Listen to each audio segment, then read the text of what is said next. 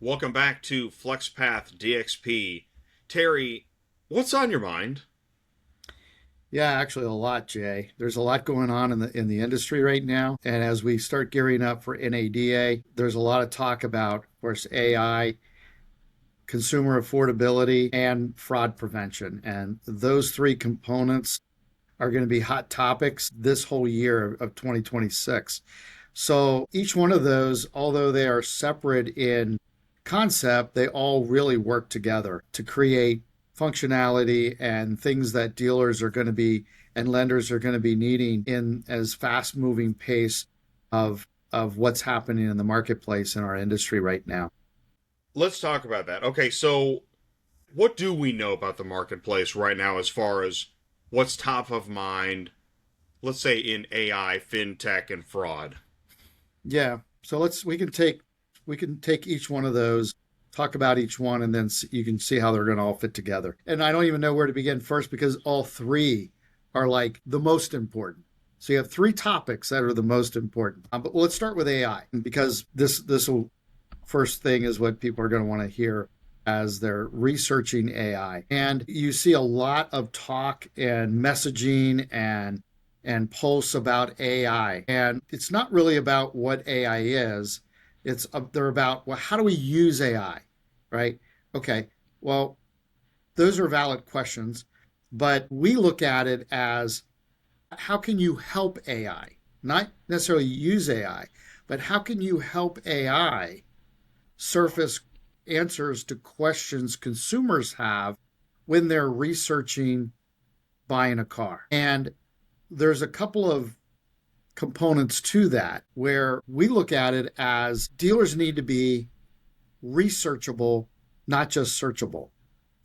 And when we look at the term SEO, and I call that now search everywhere optimization. But when consumers are searching phone, Alexa, Google, I mean, they're searching everywhere. And a lot of times they don't even know that AI is assisting them. They peripherally understand that there's some form of mechanical or technological assistance being done, right? Everybody's getting used to that. But when I say you as a dealer or even a lender, if you're trying to get your finance or lease out there in the marketplace and you're competing with other, whether you're a dealer or a lender, you're competing with other dealers and lenders, you need to make sure that the answers that the consumer is looking for when they're trying to buy, researching buying, and financing or leasing, you need to make sure you're surfaced in those answers, right? Your inventory. And let me give you an example. And you can do this right now. You can go to Google, you can go to AI, you can go to chat, whatever your favorite AI assistant is, and put in something like, show me vehicles in my marketplace for around $550 a month. So they're shopping by a budget, which will bring us to affordability here in just a minute, because that's going to be the foundation of what happens next, right? Because somebody's got to find you first. And they're not necessarily typing in Google how, right? They're asking Alexa, they're asking chat. It's about the answering the questions consumers have when they're searching wherever they're searching from. And that example of recommend that you try this, just your favorite AI tool, just go in there and type show me vehicles in my area, or even be more specific, show me SUVs, show me crossover, show me convertible, whatever it is you want to look for in my area for $550 a month, $650 a month, right? And what you're going to get are generalizations, because there is no source of truth that AI can reference to find specific inventory that show payments. Now, if you look at most dealer websites, it's usually click to get payment. And I saw that on chat. It says you got to click to get the payment and fill out this and that. And AI doesn't do that. Consumers are not going to do that. They may right now, because if there are no vehicles that are returning in the search results, well, now where do they go? They may ask the chat, okay, well, which dealer should I go to next? Or which is the best dealer? Or some other question that's unrelated that could influence where they go. Whereas if your vehicles, if AI was able to return and surface actual inventory that answered the question of payments with the link to the VDP, now you are going first click conversion, right? You're bypassing everybody else because they're not going to be shown in AI. Your vehicles today are not being shown for two reasons. There are no payments on the inventory, whether it's SRP, VDP, and the ones that do show payments on inventory, it's shown in a way that AI can't recognize or can't understand the payment. So nothing's returned. We're at a point right now, and it will change not just daily, but hourly, how consumers are using AI and search to do their car buying research. And whoever's there first is going to win. And that's what we're focused on. Is we've created a payment affordability index. We can work with dealers on making sure that when those questions around what can I afford or what vehicles are available for a certain budget, we have the ability to create integrations that will help make sure your vehicle inventory is presented to the consumer at the right time so that you have a better chance of converting that customer to your store. That's really interesting. I'm going to say that I didn't know that was something FlexPath DXP does. Well, it's actually new. And it came about, wow. It's a kind of a byproduct. So remember when they were doing, back in the day when they were doing oil refinery and gasoline was kind of a byproduct of that. And then it was like, what do we do with this gasoline that's produced? It's like, there's no use for that. Wait a minute. Yes, there is. And then gasoline became this great source of fuel. Actually, this came about when somebody made a post on LinkedIn about consumers are now using AI to purchase a vehicle, to do research on car buying. And I thought, okay, takes us to the affordability, because that's a real issue today is payment affordability. And we work with lenders and actually we have a used car lease platform that's available to help surface lower payments for used vehicle inventory. And as all of that, we have these products that create the technology to quote payments, inventory, all of that on dealer websites, in marketing campaigns. But it hit me that, wait a minute, when I did a search for payment or budgets, what can I buy for a payment? Nothing was surfaced. And I kept thinking, okay, back in the day with Lease Compare, because we're an independent leasing company, I had to generate my own leads. And how did I do that back in early 2000s? Well, it was Google. And I paid lots of money every month to be in the paid search results. But then I figured out a way to create an index where anytime anybody put in Google a make, model, and the word lease, we came up number 1, 2, or 3, virtually every make and model. And this was back in the 2000s. And I thought, okay, wait a minute. How did I do that back then? Because then I didn't have to pay for Google at all. We went from paying tens of thousands of dollars a month to zero because we were in the natural search results, right? So I thought, is there a way to do that today with AI? And we created this, it's called Payment Affordability Index, and it's generated through our Payment Affordability engine. And that is something that we're looking at implementing with dealers. And I can't go into details on how it's being done because that's a secret sauce, right? But that to me is very exciting because we are now where we were back with the original internet. Now we have AI.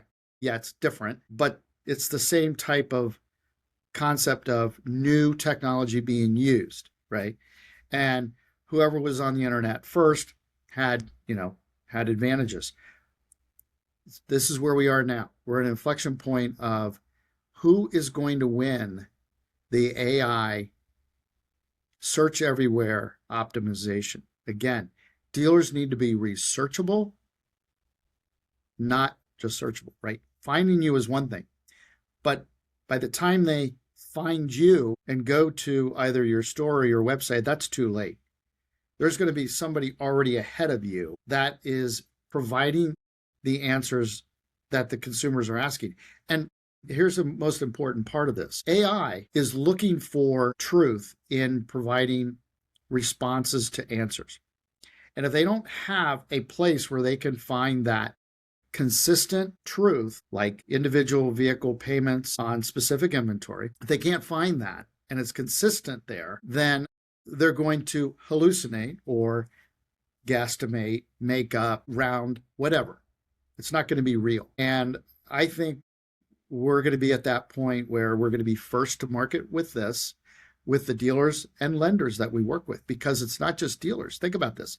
If you're a lender and somebody is looking up interest rates or lease payments or whatever it has to do with financing, again, you've got to be researchable, not just searchable. So, but that affordability is going to come from leasing. And we've figured out, again, as a leasing company, and have been doing it since for now over 20 years, how to engage that consumer early on in the research phase, where we're able to surface the lease payments way ahead of time so that they're selling themselves on leasing. And then those credit qualified leads go into the dealer or to the lender. And at that point, the customer's already pre-sold on leasing. The problem we have today with leasing, and again, now we're going to start talking about the affordability part of this, is the problem we have today is by the time leasing comes up in a conversation at the dealership, it's too late. The salesperson, whoever, has already got them dialed in on a vehicle and on a payment, most likely financing, and away we go. The deal gets consummated that way, because once that deal is accepted by the customer, whether it's at the desk or wherever it is, that then goes into the F&I department. And the last thing they want to do is interject some other component of the deal that could make it go sideways, right? So leasing is never mentioned. And we've been able to create the platform to where leasing is surfaced early on. And it was back in the day, and those have been in the business a while, remember consumers saying, oh my gosh, I don't want to lease. I had a bad experience with leasing and I don't want to lease. That doesn't happen anymore.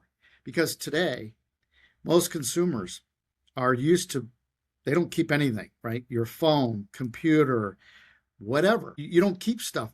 It's usually leased, especially your phone. I mean, how old is your phone right now? So people are used to not necessarily owning the product because why? Technology changes so fast. And back in the day, it was like you were upgraded when you bought a new car from a cassette player to a CD player. Now it's all the technology around safety, communication, all of that, right? It's changing so rapidly. Lights. Have you seen the latest headlights now? They're doing all kinds. They're all the way across the back of the car. They're across the front of the car.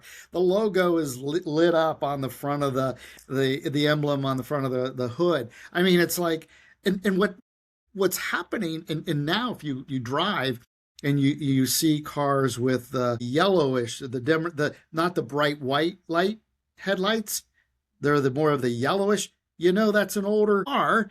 And people are like, oh my gosh, it's keeping up with the Joneses, I guess. I don't know. But again, technology changes. My point is, people are used to turning things over fairly regularly. Vehicles are becoming the same thing. Okay. Technology in vehicles is changing. Nobody wants to own old technology. And when I go to a dealer or talk to a dealer and I say, your leasing penetration percentage should be at least 85%. They're like, how is that possible? It's possible when you're able to interact with that customer with leasing up funnel, not when they get to the store, not when you've already started talking to them. They'll do it themselves if it's presented in a way that makes sense and they understand it, which is what we've been able to accomplish with FlexPath. And again, and I would consider myself a leasing expert, being in the leasing business since 2000, actually 98, but 2000. We were the first to automate lease quoting payments online through leasecompare.com. We understand it inside and out. We create our own payment engines. And again, as president of the National Vehicle Leasing Association, but it's complicated. Leasing, yeah, it's complicated to do. It's not complicated to the consumer to present it in a way. If it's done properly, they'll do it. And why? Why is that important? We're now looking at 84-month terms and longer. That's to get to a payment. Whereas we can get a 36-month lease, 24, 36, 48 maybe, but with subsidization on captives, we can get to 36. With regular lenders using the cash instead of the subsidized rate, independent leasing lenders can also be competitive with captives. The opportunity to get to an 85% conversion on leasing is there. I know it is. I know we can do it. And we're working on that through NVLA with educational programs for both franchise and independent lenders with our Lease DXP platform. But anyway, that's really the leasing side. One last piece of why leasing right now is really critical, or any time where you have interest rate fluctuation. If you're putting financing on the books right now and rates drop, then what's going to happen is the refi companies are going to come in and refi your financing, which means you're going to get charged back for both the reserve and any products are going to be refunded. And we're talking 120-day buyback, right? You're on the hook. Some are 60, a lot are now 120 days that if that loan is paid off, you lose it. And my guess is that's going to start happening very soon with interest rates dropping. And you don't want to be in a situation where your loans are being picked off left and right. Leasing eliminates the refi. If you're doing leasing, you're protected. So again, it's something to think about. Those in F&I know what I'm talking about. They know in the back of their head that things that I put on the books today with rates dropping could absolutely jeopardize my income. Absolutely, because you're going to get charged back. You put somebody on an 84-month loan, you're not going to, if they go to term, which they're probably not going to, but if they go to term, you're not going to see that customer for, I don't even know how many 84 months. What is that, 9 years? I don't know, 10. I don't know. It's a long time. So leasing know, right? makes How sense. long is 84 months? Right. How many years? I mean, I have to do a calculate. I don't know. Divide by 12. But listen, the turnover now. Leasing makes sense. 24, 36, maybe 48. It's a turnover. And on used cars, same thing. Guess what? Don't you want to have that customer come back because they want to get another car? By the way, you get that used car back. So now you have an opportunity to sell 2 cars. Inventory sourcing.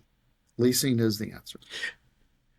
And not only are you making a case for the dealership to talk more about leasing, but you are also making the case for the buyer. And this is where, when we say win-win, at an 84-month term, I think you're looking at a win with leasing. Yeah, absolutely. All the way around. There's a lot of noise already when it comes to AI. But I think what you've honed in on is the need to be searchable, researchable when a car buyer that used to use traditional methods such as Google is now using alternative AI methods. And it's really, it is reshaping the way you will be found. Every minute, it's changing, updating, looking. AI looks for truth, right? And how does it needs to find, other than scraping Google, other sources, right? It needs to be able to have access to its own information not just what's being surfaced by Google, which may or may not be accurate, correct, or whatever. Once it locks on to something that's consistent, truthful data, you've got it. You've got something that other dealers, lenders, if they don't figure it out, if you figure it out first, you're going to have the advantage big time. And I talk to SEO people and I talk to some dealers. And when I talk about this payment affordability index and how we're able to surface their inventory when somebody's asking about monthly payments on AI, most of them are like, wow, that would be valuable. A couple were like, people aren't really using AI to search for payments or cars or anything like that. And I'm like, to myself, I'm thinking, okay, well, that you keep thinking that, you're going to be last, because whether you want to accept it or not, it's happening. And even though, and I see it because I went from 95% using Google to search to now using 5% of Google to search. And 95% of the time, I'm using AI because it can surface all kinds of other information. And it's not necessarily, right now anyway, it's not information that's being influenced by paying to be at a higher ranking, right? It's not being ranked by paid search. Could that change? Possibly. But right now, if you're there now, first, that information is still going to be solid, truthful, and findable by AI regardless. And that's its goal. Because even if you pay, but you don't have the ability to surface the answers, doesn't matter. You're not gonna be there anyway. So I'll just add this, Terry, is that I know that you made me think about this, and that is when I search for something, if I know exactly what I'm looking for, I'll use Google. But if I'm looking for insight, I use AI. makes sense, right? Because I got to tell you, I just don't spend as much time on Google, but I do know search everywhere optimization that I've been talking about. It doesn't really matter whether you're using AI or Google. The payment affordability index that we put together will surface both. So it doesn't really matter where you are. I don't care. I just want to make sure you're there, and serve vehicles based upon a monthly budget or payment are being surfaced no matter where that customer is asking that question, including your dealership, on the floor, in the showroom. And now you're making me think of, and this I guess is where the proposition comes in, is as a dealer, what do I need to do to make sure that I'm found when a car buyer uses AI to research? Right. Other than pricing, right? Pricing is a Right. generic guideline. And if all we were talking about were financing that vehicle, AI could do a calculation like, okay, price is 50,000, that payment's now 585, whatever, right? On a finance. But when we start talking leasing, both new and used, that goes out the door because AI doesn't have access to the incentives, rebates, subsidized residuals, whatever it is, can't calculate that. So the payment affordability index actually has those calculations, has all of your inventory, and it's able to have that data in a place where, and I'm not going to go into details how we're doing this, can't do that, but we are able to put it in a Right. place where AI, Google can find that and return those results to the consumer that they can then click, yeah, let me check that one. Now it goes from AI to search to directly to that specific vehicle they're interested in. So yeah, it's Well, pretty and exciting. you're it sounds to me, well, it sounds to me like you're bringing up transparency, which we know is another thing that car buyers want in their research, and we see this between Carvana and like drive time ads. Mm-hmm. They are pushing the ability for the car buying researcher to have transparency. Yeah, obviously transparency is, I call it controlled transparency on the dealer side because it's not that you're trying to hide anything, but sometimes too much information at one time can totally get things off track, right? So control transparency, the right time, right steps, the right steps can be very valuable, and trusting to the consumer. And we start talking about trust, then we talk about fraud, right? And to get into that third component that I talked about at the very beginning, the fraud identity fraud prevention. So again, as a lender myself, all the different events I was at this last year, fraud, huge topic. And it's AI is being used to help facilitate those frauds. But we've had a number of breaches, data breaches in the last months, and what I tell people is just realize your information's out there. It's your name, address, phone number, email, social, date of birth. Just assume that it's out there. So what we're focused on when we talk about identity fraud and fraud prevention is when somebody wants to engage with you, let's just talk about your dealership or a lender, to apply for a loan or a lease, the sooner we know or can verify who that person is at the top of the funnel. So two things will happen. Less time is wasted and cost is saved, because as you get down that funnel of lead to deal structure to contracts, now all of a sudden you've got to spend more money on fraud prevention through the fraud stack. And a fraud stack is great, right? Because not one company can protect you 100%. And again, I've said this before, if they say that they can, then you probably need to find somebody else, because nobody's protecting you 100%. Even though we're at the top of the funnel with VeriQual, identity verification, with credit pre-qualification, it's not 100%. It's pretty darn good, but it's not. I can never guarantee it's 100%. But it saves you two things: time, because if we're able to weed out customers early in that ID verification piece, that means they're not getting to your CRM, which means you're not calling potential fraud. It also eliminates all the tire kickers, meaning real the people that are not interested.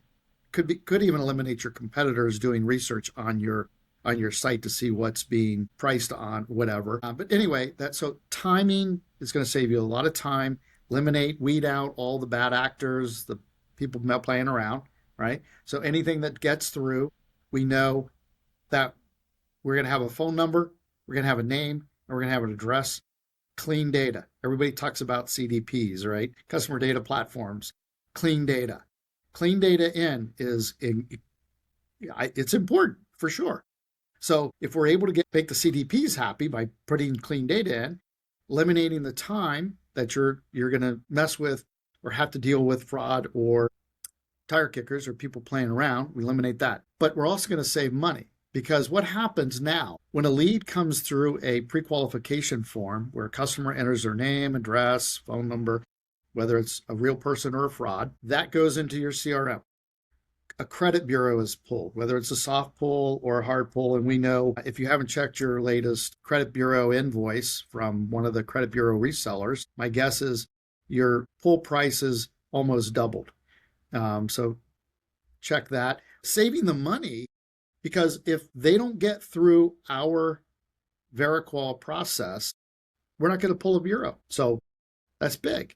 Only the people that get through, that are identity verified, that are authenticated, are we able to pull the bureau, do the credit pre-qualification, deliver that to the dealer, lender, consumer, and now we're on our way to digital retailing, which we work with. We don't replace digital retailing. So everybody out there that thinks, oh my gosh, this is going to replace our digital. No, it's not. And let me repeat that one more time for the OEMs. We're not replacing digital retailing. We're actually complementing digital retailing, because what's happening with digital retailing today, everybody knows it. Nobody's using it. Or if they are, they're abandoning it before they even get down the funnel. And there's lots of reasons we can talk about that. Maybe that's another topic we'll cover, digital retailing at some point. But we are not digital retailing. We want to help fill that funnel of digital retailing. If we can get that customer so far down the path to where that lead can then go into a CRM, dealer can work it just like they do now, leads, It can go to a digital retailing platform so that it can be taken over at that point and go through that funnel, or it can go directly to a credit application through either DealerTrack, Route One, App One, whatever platform you're using. It can go surface right into a credit application. So streamlining the process, saving you money, saving you time. Your salespeople will work more deals in the same amount of time that they're spending on now. So that's a big win. That's a big positive for salespeople. If you think about it, if I'm a salesperson and I get just a generic lead, like a name and address with nothing with it, and even if there is credit tied to it, I don't know if that's the customer. I mean, how many of those are you actually able to contact? Now, what we've shown is more than half of the credit qualified leads that we've generated, the consumer is already texting, clicking to text, clicking to call, clicking for directions, clicking to hold the vehicle. Who would not want that type of credit qualified, pre-qualified on a vehicle, preliminary deal structure, and reaching out ready to close the deal? I mean, like, let's go, right? I think you just touched upon something that I wanted to ask you, and that is what are some of the findings you're seeing as a result of the integration of VeriQual within the process? Are you seeing some new trends? Well, the trends that we're seeing are better engagement, which I just mentioned. That's a huge trend. Instead of getting a lead, calling and not getting anywhere or disappearing, there's lots of reasons for that. And I'm going to tell you, fraud is a big part of that. I forget the stat now, but it was like 20% of dealer traffic on a website is fraudulent or bot. So you got to, and you also, we learned that credit delinquency is up. And at one of the finance industry events I was attending, on these panel of lenders, they were seeing more delinquencies. And they attributed it, a percentage of that was because of fraud. The deal got in, got booked, no payments were ever made, car's gone, right? Car got delivered. It was a fraud deal. Well, of course they're not going to pay. So we're seeing, and the lenders would not disclose, but I don't think they really know yet, what percentage of these defaults, delinquencies are actually fraud. But it's a sizable, it's a number that you can't ignore. So the more we're able to prevent fraud upstream, the better off dealers, chargebacks, lenders, delinquencies, cost. It's only going to get worse. So we need to work together to make sure that we're able to help eliminate fraud at the very top of the funnel. You've been watching FlexPath DXP. Today we talked about AI, fraud, affordability.